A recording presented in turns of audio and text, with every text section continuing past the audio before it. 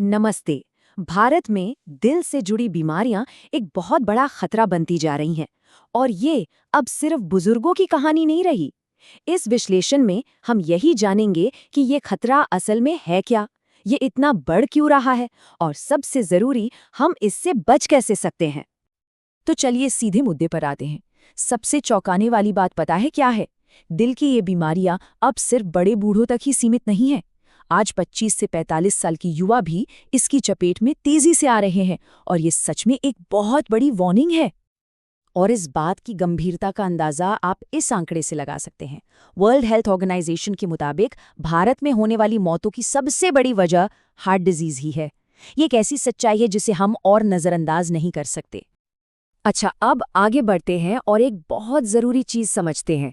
देखिए, हम अक्सर हार्ट अटैक और कार्डियक अरेस्ट इन दोनों शब्दों को एक ही समझ लेते हैं, पर इनके बीच का फ़र्क जानना बहुत बहुत ज़रूरी है।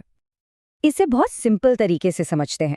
सोचिए, हार्ट अटैक एक तरह की सर्कुलेशन प्रॉब्लम है, मतलब दिल में खून के बहाव में कोई रुकावट आ गई है। और कार्डियक अरेस्ट वो है एक इलेक्ट्रिकल प्रॉब्लम, मतलब दिल का अपना पावर सर्किट ही फेल हो गया। तो हार्ट अटैक को थोड़ा और डिटेल में समझें। ये तब होता है जब दिल तक खून ले जाने वाली कोई नस ब्लॉक हो जाती है, बिल्कुल वैसे ही जैसे किसी पाइप में कचरा फंस जाता है। जब खून नहीं पहुंचता तो दिल के उस हिस्से को ऑक्सीजन मिलनी बंद हो जाती है और वो डैमेज होने लगता है। इसमें ज्यादातर इंसान होश में रहता है। और अब बात करते हैं कार्डियक अरेस्ट की। ये बिल्कुल अचानक होता है। इसमें दिल का इलेक्ट्रिकल सिस्टम ही गड़बड़ा जाता है। समझिए कि जैसे घर की मेन पावर सप्लाई ही कट गई। दिल फौरन धड़कना बंद कर देता है और इंसान तुरंत बेहोश हो जाता है। ये एक इमरजेंसी सिचुएशन है। तो सवाल ये उठता है कि आखिर भारत में दिल की बीमारियों के ये मामले इतनी तेजी से क्यों बढ़ रहे हैं। चलिए अब इसके पीछे की वजहों को टटोलते हैं। और इसका जवाब शायद हमारी अपनी रोज की जिंदगी में ही छिपा है। जरा सोचिए, क्या हमारी ये मॉडर्न लाइफस्टाइल ही तो इस पूरे संकट की असली जड़ नहीं? वजह है हम सबके सामने है ना?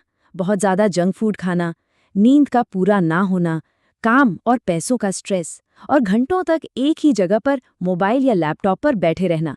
ये सारी आदतें मिलकर धीरे धीरे हमारे दिल को कमजोर कर रही हैं। लेकिन बात सिर्फ हमारी आदतों तक ही सीमित नहीं है। बाहर का एयर पोल्यूशन भी हमारी धमनियों को नुकसान पहुंचा रहा है। ऊपर से स्मोकिंग और शराब का बढ़ता चलन भी एक बड़ी वजह है। और एक कड़वी सच्चाई ये भी है कि जेनेटिकली भी हम भारतीयों में दिल की बीमारियों का खतरा दुनिया में सबसे ज्यादा है। और जब बात आती है नौजवानों की, तो खतरे कुछ और भी हैं।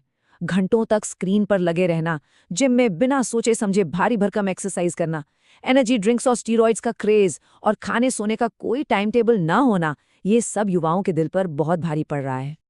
ठीक है, तो अब ये समझना बहुत जरूरी है कि शरीर क्या संकेत देता है।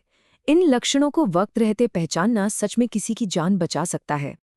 अगर हार्ट अटैक की बात करें तो शरीर अक्सर पहले से चेतावनी देता है, जैसे सीने में भारीपन या दर्द महसूस होना। ये दर्द बाएं हाथ, जबड़े या पीठ तक भी फैल सकता है। अचानक से बहुत पसीना आना, चक्कर आना या फिर सांस लेने में तकलीफ होना। इनमें से कुछ भी हो तो उसे हल्के में बिल्कुल न लें।